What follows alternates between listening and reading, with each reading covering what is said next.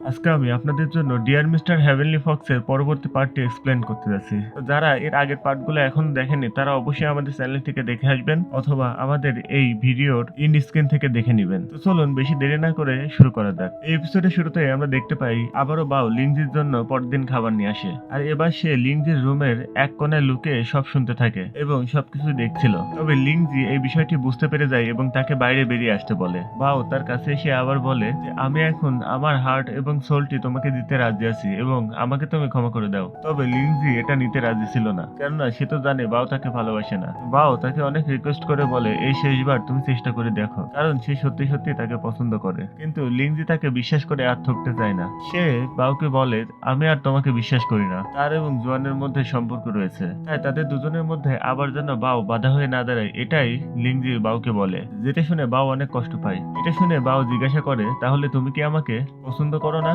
তবে Lingzhi directly এটার কোনো উত্তর দেয় না এবং নিজের মুখ ফিরিয়ে নেয়। তখন বাও অনেক মন খারাপ করে সেখান থেকে চলে যায়। যখন সে চলে যাচ্ছিল তখন পেছন থেকে লিংজি তাকে তাকিয়ে দেখছিল। আসলে তারা দুজনে একে অন্যকে এখনো ভালোবাসে, কিন্তু লিংজি তার উপরে অনেক বেশি অভিমান করে আছে। আজকে লিংজির জন্মদিন ছিল, তাই পুরো প্রাসাদকে অনেক সুন্দর করে সাজানো হচ্ছিল। জন্মদিনে সকলে উপস্থিত ছিল, কিন্তু সেখানে বাও যেতে চাইছিল না। কিন্তু দাদা মশাই তাকে জোর করে সেখানে নিয়ে যায়। লিংজিকে দেখে বাওয়ের মনটা তো একেবারে খারাপ হয়ে যাচ্ছিল। সে তো চলে যেতে চাইছিল, কিন্তু দাদা মশাই তাকে জোর করে নিজের পাশে নিয়ে গিয়ে বসায়। অবশ্যই এটা দেখে লিংজের অনেক বেশি হিংসা হচ্ছিল, তবে সে সেটি মুখে প্রকাশ করছিল না। বাও যখন দাদা মশাইয়ের কাছ থেকে জানতে পারে আজকে লিংজির জন্মদিন এবং এই পার্টিতে সবার সামনে লিংজি আর জোয়ানের বিয়ের বিষয়টা অ্যানাউন্স করা হবে, এটা শুনে বাওয়ের মন তো একেবারে খারাপ হয়ে যায়। তার তো চোখ দিয়ে পানি পড়তে থাকে, আর সে তখন বলে ওঠে জোয়ান অনেক ভালো একটি মেয়ে, সে অনেক ভাগ্যবতী একটা মেয়ে। আশা করি তাদের বিয়ে অনেক ধুমধাম করে আয়োজন করা হবে এবং সবাই অনেক বেশি আনন্দ করবে। তার এই কথা তো লিংজি শুনছিল। কিছুক্ষণ পরেই সেখানে রানীমা চলে আসে আর লিংজির জন্মদিন উপলক্ষে সবাইকে স্বাগতম জানায়। সেখানে থাকা সকলেই লিংজিকে অনেক রকমের জন্মদিনে উপহার দিচ্ছিল। লিংজির পক্ষ থেকে তার বন্ধু জোয়ানকে সে একটি সুন্দর মালা উপহার দেয়, যেটা দেখে তো সে অনেক খুশি হয়ে যায়। দাদিমা এবার সবার সামনে বলে লিংজি আর জোয়ান একে অন্যকে অনেক বেশি ভালোবাসে, খুব দ্রুতই তাদের দুজনের বিয়ের ব্যবস্থা করা হবে। এটা শুনে তো বাবা আর নিজেকে একেবারে সামলাতে পারে না, আর সেখান থেকে উঠে সে মন খারাপ করে কান্না করতে করতে চলে যায়। আর এটা দেখে সবাই তো অনেক অবাক হয়ে যায়। লিংজি তখনই রানীমাকে বলে সে এখন বিয়ের জন্য একেবারে প্রস্তুত না। জোয়ানও তখন রানীমাকে বলে এই বিষয়ে তাদের এখন কথা বলা উচিত হবে না, এই বিষয় নিয়ে পরে কথা বললেই হবে। তখন এই কথাটি শুনে দাদিমা রাজি হয়ে যায় এবং তারপরে তারা সবাই মিলে জন্মদিন উদযাপন করে। এদিকে বাও কষ্টে সারা ড্রিঙ্কস করে আর কান্নাকাটি করে। সে এই সব কিছুর জন্য নিজেকেই শুধু দোষ দিচ্ছিল আর বলতেছিল সে এটারই যোগ্য, কেউ তার কেয়ার করে না, সবাই শুধু জোয়ানকেই পছন্দ করে। দাদামশাই এসে তাকে ড্রিঙ্কস করতে বারণ করলে সে উল্টো দাদামশাইয়ের সাথে খারাপ ব্যবহার করতে শুরু করে দেয় এবং তাকে আচ্ছা মতো ধোলাই করতে শুরু করে। সে অনেক কান্নাকাটি করে আর বলে সে খুব দ্রুত এখান থেকে চলে যাবে, কেউ তাকে ভালোবাসে না। দাদামশাই তখন বলে এত কেঁদো না, তোমাকে দেখতে অনেক বেশি বাজে লাগছে।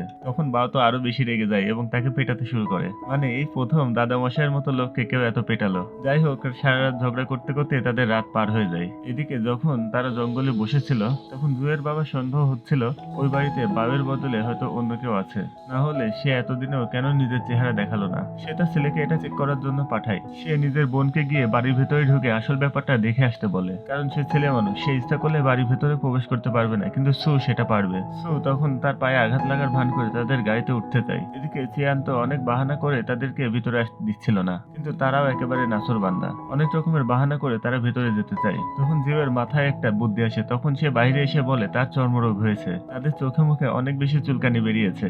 এমনকি সে বাবের হাত বের করে দেখায় যেখানে অনেক বেশি ঘা বের হয়েছিল। তখন তারা বাবের হাতটি চেক করে দেখে তাতে সত্যি সত্যি অনেক চুলকানি বের হয়েছে, অর্থাৎ তাদের চর্মরোগ হয়েছে। হয়তো বা এটির কারণ হতে পারে তার স্পিরিচুয়াল সোলের পাওয়ারটি নষ্ট হয়ে যাচ্ছে। এদিকে সে তার বাবাকে গিয়ে জানায় এবারও সে তার চেহারা দেখতে পারেনি। এদিকে গাড়িতে বসে তারা নিজেদের শরীর চুলকানো শুরু করে দিয়েছিল, কেননা নিজেদেরকে অসুস্থ দেখানোর জন্য তাদেরকে এটা করতে হচ্ছিল। এদিকে বাও অনেক মন খারাপ করে গাছের উপরে বসেছিল। লিংজি যখন তার ঘর থেকে বাইরে বেরিয়ে আসে তখন সে যাবার সময় সে লিংজিকে বলে আগামীকাল আমি চলে যাচ্ছি, এখন আশা করি তুমি অনেক বেশি সুখে থাকবে। লিংজি শুধু ঠিক আছে বলে, কিন্তু আসলে সে মুখে কিছু না বললেও তার মনে তো অনেক কষ্ট লাগছিল, কারণ সে তো মনে করছিল বাবের হয়তো দাদামশাইয়ের সাথে কোনো সম্পর্ক রয়েছে। বাও তাকে হয়তো মন থেকে পছন্দই করে না। সে যাবার পরে লিংজির মুখ থেকে রক্ত বের হয় আর সে অনেক বেশি অসুস্থ হয়ে পড়ে। তার অসুস্থতার খবরটি রাতে বাও জানতে পারে এবং লুকিয়ে লুকিয়ে সে তার প্রাসাদে আসে। সে এসে দেখতে পায় লিংজির বুকে লাগা তরোয়ালের ক্ষতটি এখনো তাজা রয়েছে। সেই জায়গায় অনেক মেডিসিন লাগানোর পরেও সারছিল না। সবাই তার অনেক যত্ন নিচ্ছিল। বাও তো এটা ভেবে অনেক অবাক ছিল যে এতদিন আগের ক্ষত কেন এখনো সারেনি। বাও সুযোগ বুঝে লিংজির বন্ধুর পথ আটকায় আর তাকে জিজ্ঞাসা করে যে এখনো লিংজির বুকে থাকা ক্ষত দাগ কেন সারেনি আর তার আসলে কি হয়েছে। প্রথমে সে তো কিছুই বলতে চাইছিল না, কিন্তু বাও যখন তাকে অনেক বেশি রিকোয়েস্ট করে তখন সে তাকে রেগে বলে এই সব কিছু তোমার জন্যই হয়েছে।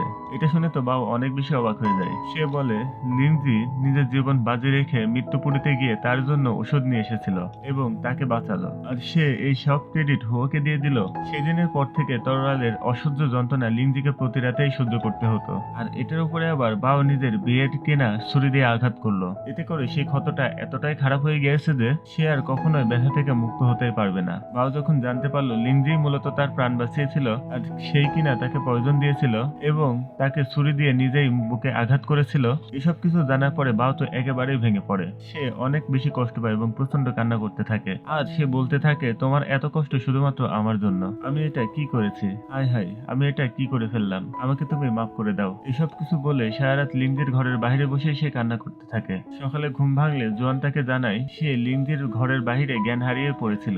বাও তার কাছে লিংজির অসুখের ওষুধের ব্যাপারে জানতে চায়, কিন্তু জোয়ান বলে এই অসুখের তো কোনো ওষুধই নেই। সে অনেক কান্নাকাটি করে জানতে চায় কি করলে লিংজিকে অন্তত আরাম প্রদান করা যাবে, কিন্তু জোয়ান তখন বলে যদি সে তাকে এই অসহ্য যন্ত্রণা থেকে একটু আরাম প্রদান করতে চায় তাহলে একটাই উপায় আছে। তাদের বাগানে একটা ফ্রেশ ফুল রয়েছে, ওই ফুলটি যে কোনো সময় ফুটতে পারে, কিন্তু তারা কেউ জানে না ওই ফুলটি ঠিক কোন সময় ফুটবে। যদি সে কয়েকদিন অপেক্ষা করে কঠোর পরিশ্রম করে ওই ফুল ফোটার অপেক্ষা করতে পারে এবং ওই ফুলের থেকে বের হওয়া মধু দিয়ে ওষুধ তৈরি করতে পারে, তাহলে ওই মধু দিয়ে তৈরি করা ওষুধের দ্বারা লিংজি সেই ক্ষতস্থানের ব্যথাটি সারানো যেতে পারে। কিন্তু এই কাজটি তার জন্য অনেক কঠিন হতে পারে। বাও তখন বলে সে তাকে সুস্থ করার জন্য সবকিছু করতে পারে, আর এটা বলেই সে ওই বাগানে জমাট বাঁধা ফুলের কাছে চলে যায়। সে সারা দিন রাত ওই ফুল ফোটার অপেক্ষা করতে থাকে আর এর ভেতর থেকে বের হওয়া মধু সংগ্রহ করার জন্য একভাবে অপেক্ষা করতে থাকে। প্রায় 3 দিন 3 রাত পার হয়ে যায়, কিন্তু সে ওই জায়গা থেকে একেবারে একটু নড়ে না। এটা রানীমা এমনকি জোয়ানও খেয়াল করে। তখন জোয়ানের সার্জেন্ট এসে জোয়ানকে জানায় জমাট বাঁধা ফুলের মধু বের হয়ে আসার সময় হয়ে গিয়েছে, আর এটা শুনে সঙ্গে সঙ্গে সে ওই বাগানে চলে যায়। বাও অনেক অপেক্ষা করার পরে ফুলের ভেতর থেকে মধু বের হতে দেখে অনেক বেশি খুশি হয়ে যায়, কিন্তু সেই মধু দূর থেকে জোয়ান তার বোতলে সংগ্রহ করে নেয়। এটা দেখে বাও অবাক হয়ে জোয়ানকে বলে তুমি জানতে কখন এই ফুল থেকে মধু বের হবে, তাহলে কেন আমাকে বলনি? আজ 4 দিন 4 রাত ধরে আমি এখানে দাঁড়িয়ে দাঁড়িয়ে অপেক্ষা করছি। জোয়ান তখন বলে তুমি নিজেই তো বলেছিলে লিংজির জন্য তুমি নাকি সবকিছুই করতে পারো, মাত্র 4 দিন 4 রাতে তুমি ক্লান্ত হয়ে গিয়েছো? তাহলে ভেবে দেখো আজ পর্যন্ত লিংজি তোমার জন্য কত কিছু করেছে, এতটুকু করে তুমি কি তার ঋণ শোধ করতে পারবে? এটা বলেই সে এখান থেকে চলে যায়। রাতে বাও চুপি চুপি লিংজির ঘরে যায় আর তার ক্ষতস্থান দেখে কাঁদতে কাঁদতে বলে তুমি আসলে একটি বোকা, আমার জন্য তুমি এত কিছু কেন করেছিলে? আমার দিয়ে সেই লকেটটাও দেখি এখন তোমার কাছে ফিরে এসেছে, আমি তো নিজেই তোমার কাছে ফিরে এসেছি, কিন্তু এখন আমি আর তোমার যোগ্য নয়। এটা বলেই সে যখন চলে যাবে তখন ঘুমন্ত লিংজি তার হাত ধরে এত অসুস্থতার মধ্যেও আস্তে আস্তে তাকে বলছিল আমাকে প্লিজ ছেড়ে যেও না, এই প্রাসাদ ছেড়ে কখনোই চলে যেও না। এটা শুনে তো বাও অনেক বেশি খুশি হয়ে যায় আর এই কিউট রোমান্টিক মোমেন্টটি দেখেই এই এপিসোডটি এখানেই শেষ হয়ে যায়। আশা করি আজকের ভিডিওটি সবার ভালো লেগেছে। যদি ভিডিওটি ভালো লেগে থাকে তাহলে অবশ্যই একটি লাইক আর কমেন্ট করতে ভুলবেন না, আর এই এপিসোডের পরবর্তী এক্সপ্লেনগুলো পেতে হলে অবশ্যই আমাদের চ্যানেলটিকে সাবস্ক্রাইব করে রাখবেন। যতদিন না পরবর্তী এপিসোডগুলো এক্সপ্লেন করছি ততদিন সবাই ভালো থাকবেন, সুস্থ থাকবেন এবং আমাদের সাথে থাকবেন।